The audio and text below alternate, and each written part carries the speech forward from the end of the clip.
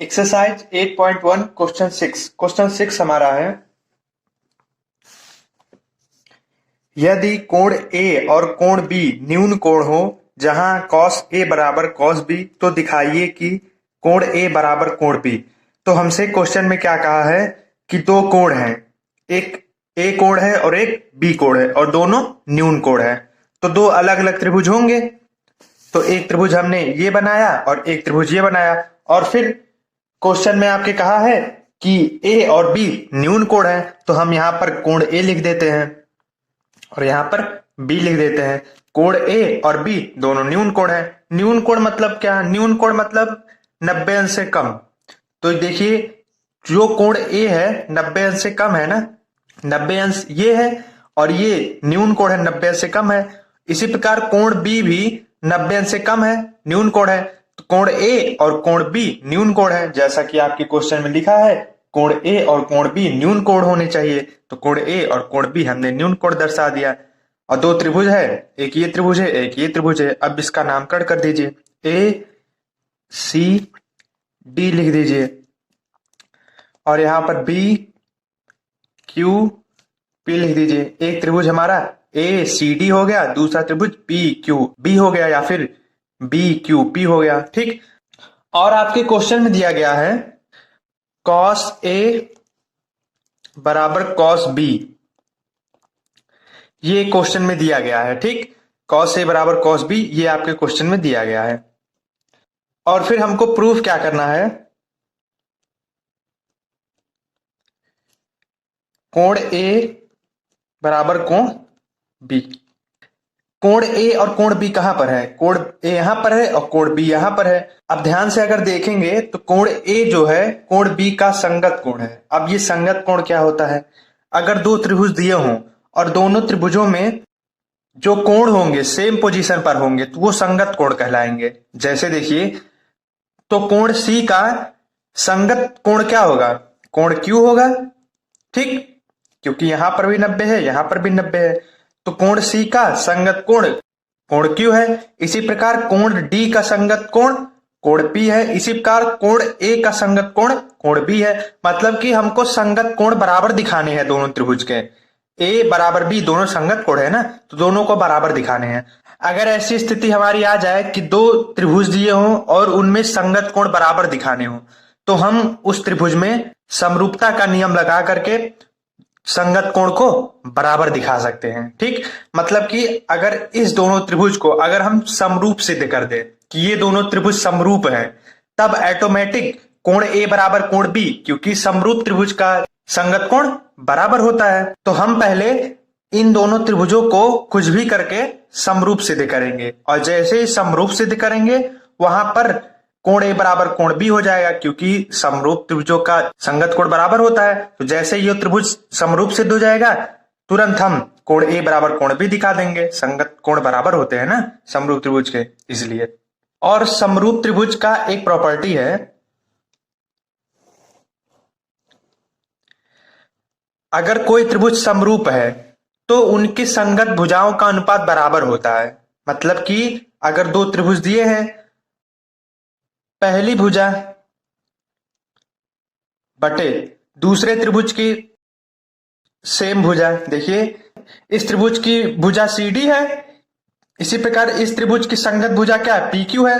दोनों का अनुपात बराबर होगा ए सी बटे दूसरे त्रिभुज की संगत भुजा क्या है? क्यू बी है या बी क्यू है, तो क्यू बी लिख दीजिए, बराबर होगा ए डी अपॉन बीपी।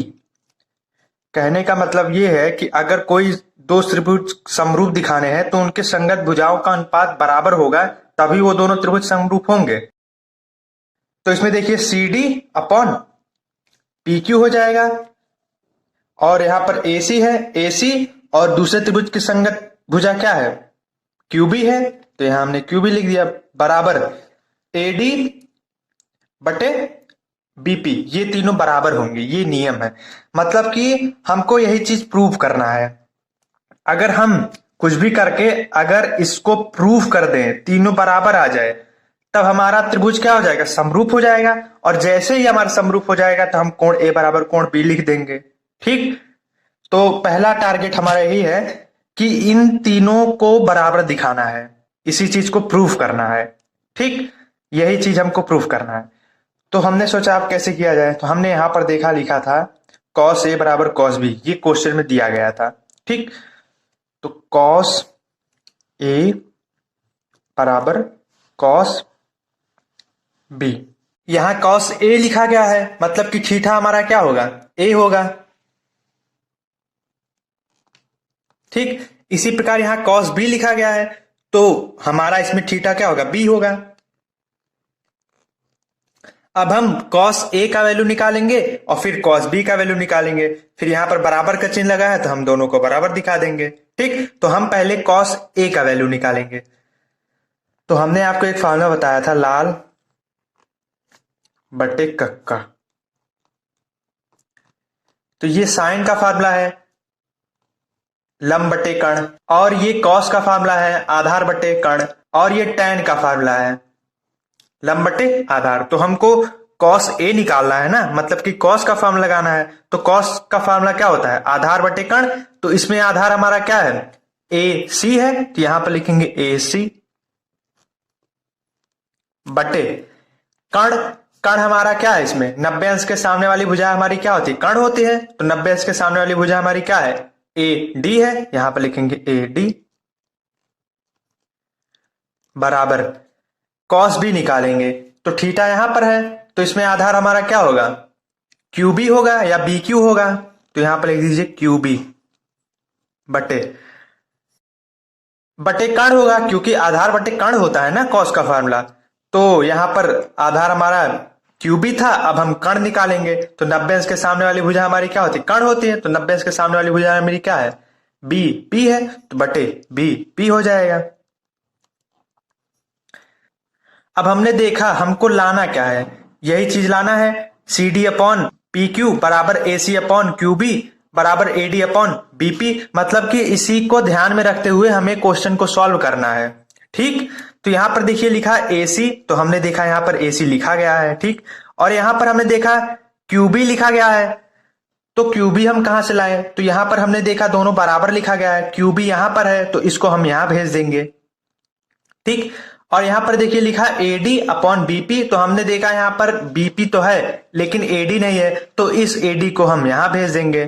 ठीक, तो क्या हो जाएगा, ए सी बटे यहां पर क्यूबी है तो इस क्यूबी को यहां भेज देंगे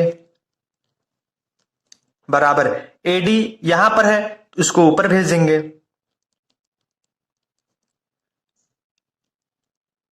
ये चीज हमने डायरेक्ट कर दिया, जैसे ए सी बीपी यहां पर भाग हो रहा था, वहां जाकर मल्टीप्लाई होगा ना, तो बीपी हो जाएगा बराबर एडी यहां पर भाग हो रहा था, उधर जाकर गुणा हो जाएगा, तो हो जाएगा क्यूबी इंटू ए डी। ये हम आपको समझाने के लिए बता रहे हैं ये कैसे आ गया। ठीक, ए सी अपॉन क्यूबी बराबर ए डी अपॉन बीपी। तो देखिए ए सी यहां पर क्यूबी मल्टीप्लाई कर रहा है ना एडी में, इधर आएगा डिवाइड कर देगा, तो क्यूबी हो गया बराबर यहां पर एडी लिखा गया है एडी बटे बीपी यहां पर मल्टीप्लाई कर रहा है, उस पर जाएगा डिवाइड हो जाएगा। तो देखिए दोनों चीज आ गया, चाहे इस प्रोसेस से कीजिए चाहे इसे डायरेक्ट कर दीजिए। ठीक, अब इसको के बराबर दिखा दीजिए। क्यों के बराबर दिखाया जाए, क्योंकि अभी इसकी जरूरत पड़ेगी। ठीक, इसको मान लेंगे के बराबर, मतलब ए सी अपॉन बी क्यू बराबर एडी अपॉन बीपी बराबर के, मतलब तीनों जो है के बराबर है।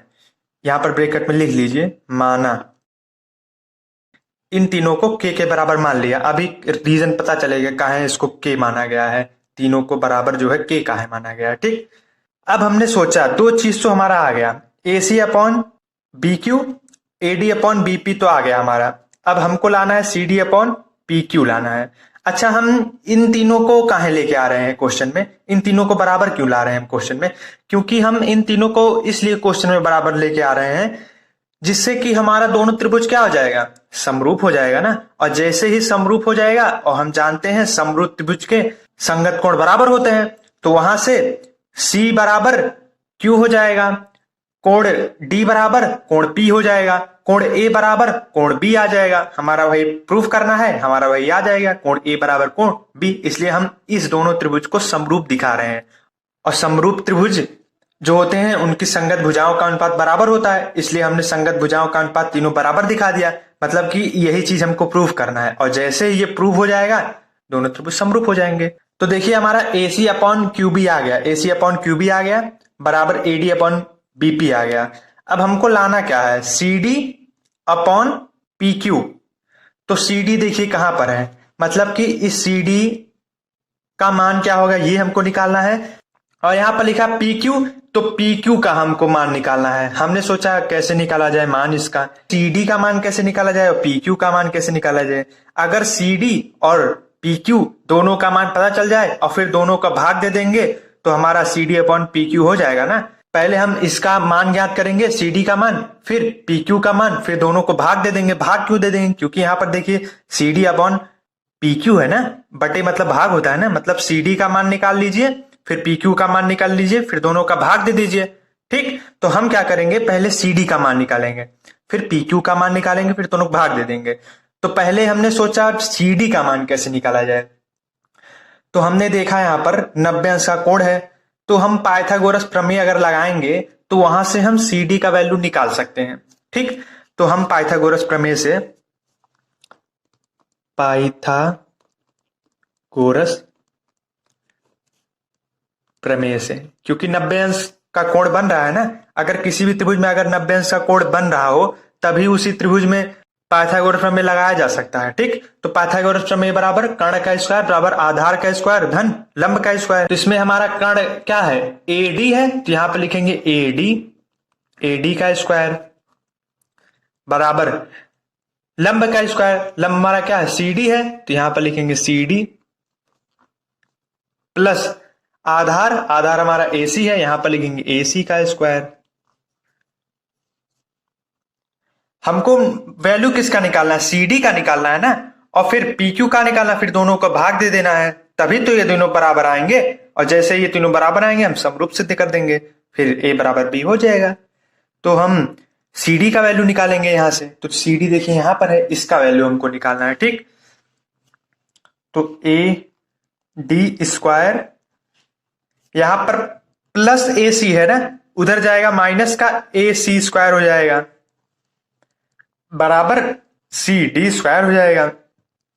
यहां पर CD का वैल्यू निकालना है ना, तो यहां पर स्क्वायर है, उधर जाएगा वर्गमूल हो जाएगा, तो हो जाएगा AD स्क्वायर AC का स्क्वायर बराबर CD, यहां पर वर्ग है, इधर आएगा वर्गमूल हो जाएगा। तो CD का वैल्यू तो हमारा निकल गया, CD बराबर हमारा आ गया under root AD square minus AC square. इसको इक्वेशन फर्स्ट बना लीजिए। अब हमने सोचा अब PQ का कहीं से कहीं मान निकल जाए तो हम दोनों का भाग दे देंगे, तभी तो CD अपॉन PQ हो पाएगा। तो हम पहले PQ का मान निकालेंगे, सेम प्रोसेस, पाइथागोरस प्रमेय लगाएंगे इसमें भी, तो वहां से PQ का मान हम निकाल लेंगे। तो पाइथागोरस प्रमेय से कर्ण का स्क्वायर तो हो जाएगा BP का स्क्वायर बराबर लंब स्क्वायर, लंब हमारा PQ है, PQ का स्क्वायर प्लस आधार स्क्वायर, आधार हमारा QB है, तो QB का स्क्वायर हो जाएगा। हमको PQ का मान निकालना है ना, तो यहां पर देखिए प्लस QB है, उधर जाएगा माइनस का हो जाएगा, तो हो जाएगा BP स्क्वायर माइनस QB का स्क्वायर बराबर PQ स्क्वायर।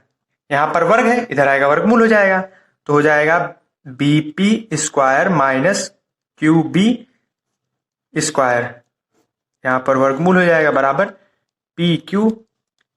समीकरण 2 मान लीजिए इसको, या फिर आप ऐसे भी कह सकते हैं PQ बराबर रूट में BP square minus QB square.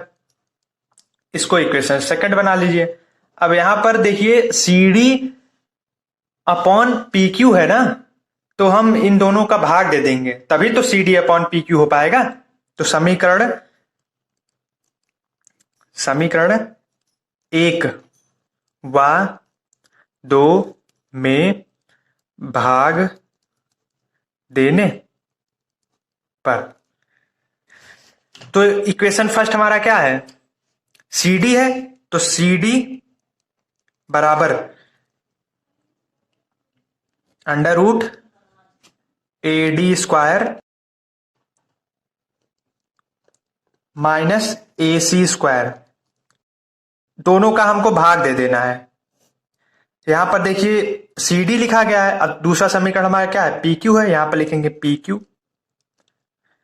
P Q का मान कितना है, अंडर रूट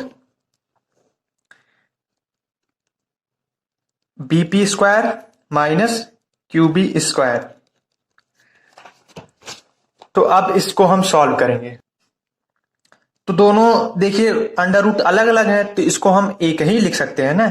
जैसे यहां पर भी देखिए अंडर रूट है और यहां पर भी अंडर रूट है, तो हम दोनों को एक में ही लिख दे रहे हैं। ठीक, ऐसे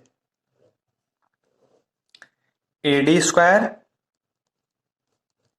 माइनस ए सी स्क्वायर बटे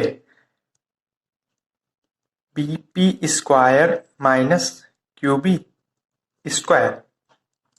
अब हमने सोचा अब कैसे सॉल्व किया जाए। अगर हम ए स्क्वायर माइनस बी स्क्वायर का फॉर्मूला लगाएंगे ए प्लस बी ए माइनस बी, तब भी हमारा काम नहीं बन पाएगा। तो हमने यहां पर देखा इस चीज को A C upon Q B बराबर A D upon B P बराबर के हमने माना था। तो यहां पर देखिए ए डी लिखा गया है ना, तो मतलब ए डी का वैल्यू हमको चाहिए होगा। तो हम अगर यहां से ए डी का वैल्यू निकाल लें, इसी में पुट कर देंगे, तो आगे हमारा क्वेश्चन हल हो पाएगा। तो यहां से हम ए डी का वैल्यू निकालेंगे, तो यहां पर देखिए ए डी बटे, क्योंकि हमको यहां पर ए डी का मान चाहिए होगा ना, इसलिए हम यहां से ए डी का वैल्यू निकाल रहे हैं। तो ए डी अपॉन बीपी बराबर के है, बीपी यहां पर भाग हो रहा है ना, उधर जाए गुणा हो जाएगा, तो ए डी बराबर के बी पी। तो ए डी का वैल्यू कितना आ गया, के बी पी।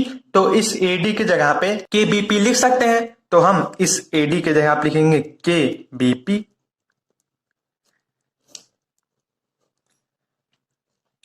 के बी पी, यहां पर देखिए स्क्वायर लगा गया है, यहां पर स्क्वायर लगाएंगे माइनस, अब यहां पर ए सी लिखा गया है।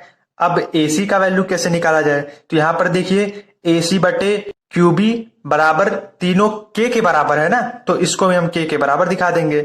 तो ए सी बटे क्यू बी बराबर के, तो यहां से ए सी का वैल्यू निकाल लेंगे, तो ए सी बराबर क्यू बी यहां पर भाग हो रहा है, उधर जाएगा गुणा हो जाएगा, के क्यू बी। ए सी का वैल्यू आ गया कितना, के क्यू बी। तो यहां पर लिखेंगे ए सी का वैल्यू के क्यू बी, यहां पर स्क्वायर है, यहां पर स्क्वायर लिखेंगे, बटे में बीपी स्क्वायर लिख दीजिए, माइनस क्यूबी स्क्वायर लिख दीजिए। इन दोनों में देखिए के कॉमन है ना, और यहां पर स्क्वायर भी लगा है, मतलब के स्क्वायर दोनों में कॉमन है, तो हम इन दोनों में से के स्क्वायर कॉमन ले लेंगे, क्योंकि यहां पर के है ही और ऊपर स्क्वायर लगा है, तो के स्क्वायर हो गया ना, और इसमें भी देखिए के स्क्वायर है, तो दोनों में के स्क्वायर कॉमन है, तो के स्क्वायर हम कॉमन ले लेंगे।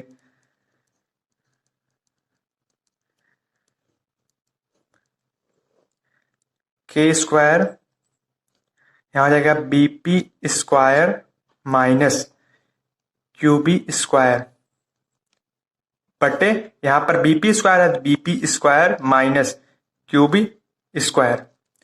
देखिए दोनों सेम टू सेम है, मतलब अंश में भी वही है, हर में भी वही है, तो कट जाएगा आराम से। तो हमारा क्या बचा, C D upon P Q बराबर अंडर रूट के स्क्वायर। तो स्क्वायर है और यहां पर रूट है, तो हमारा स्क्वायर से रूट कैंसिल हो जाएगा, हमारा आ जाएगा के C D upon P Q बराबर के हो जाएगा। जैसे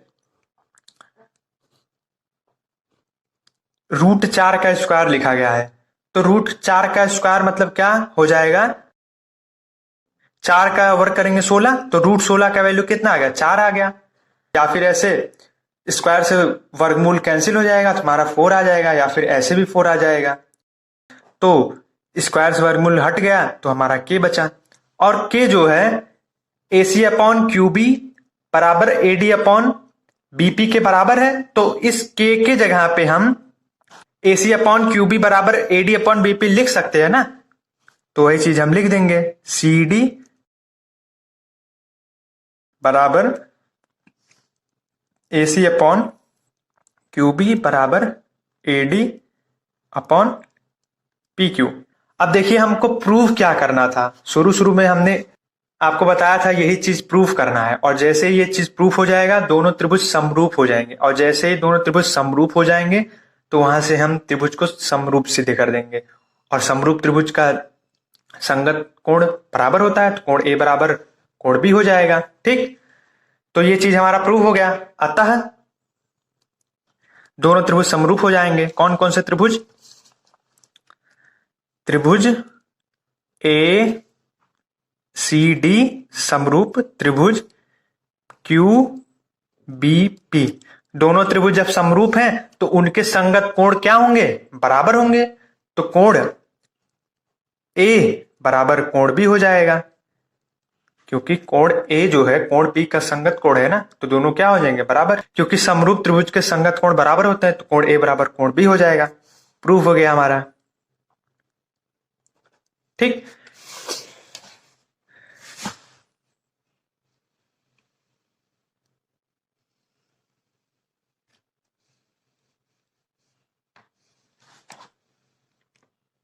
फिर यहां से देखिए शुरू हुआ है क्वेश्चन।